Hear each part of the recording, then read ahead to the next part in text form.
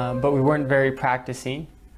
We would go to church just a few times a year for Christmas and Easter and the holidays. And God only existed on Sunday in church in my family and not outside the church. And many American families are like this. I've always been a very logical thinker. And when I was about 11 or 12 years old and I started thinking for myself, I asked myself, does God exist? And this question I felt was pushed on me by a clash between science and religion, or rationality and religion in America. And I think that tradition goes back to the Christian church in Europe. And there were always issues between the Catholic Church and science and advancement. And when I compared what I saw in the Bible and what I knew of the Trinity and the other Christian beliefs compared to science and evolution and evidence, I leaned towards the side of science, and I chose not to believe in God. My first exposure to Islam was when my friend in high school became Muslim. And he's also my neighbor, Michael Dan. And when Michael became Muslim, he changed a lot. Before Islam, he was doing a lot of things that were messing his life up, and he was really going down the wrong path. And he became Muslim, and when he was only 15, and he changed, and he left a lot of the things he was doing, he picked up a lot of good habits.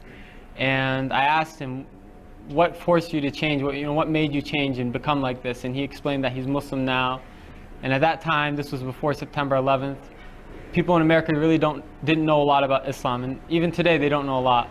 And I asked him, what is Islam? Who are Muslims? And he explained to me about Muslims. And I was surprised that Islam is very close to Christianity and Judaism. And it made a lot of sense to me that there's one God and there's prophets and messengers, but none of the prophets have divinity. Rather, they're just sent by God and they're humans like us. And I didn't really want to become Muslim at that time, but it just made sense to me logically. After a while, I read a book called The Autobiography of Malcolm X. And in that book, I really appreciated the image that Malcolm X presented of Muslims, and I wanted to become Muslim after that. Because I saw in Islam a solution to racism and a lot of other problems in America. But I didn't believe in God. However, I read a passage where Malcolm X said, if you take one step towards God, he takes two towards you. So I left eating pork, and I left some of the things that are prohibited in Islam with the intention that God guide me. And I learned more and more about Islam, and I was surprised that the more I asked questions, the more answers I found, and the answers always made sense to me.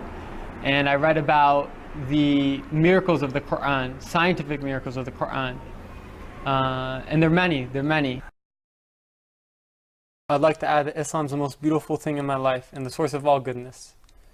It's a message that every soul finds tranquility with, and a sense of purpose and fulfillment and true happiness.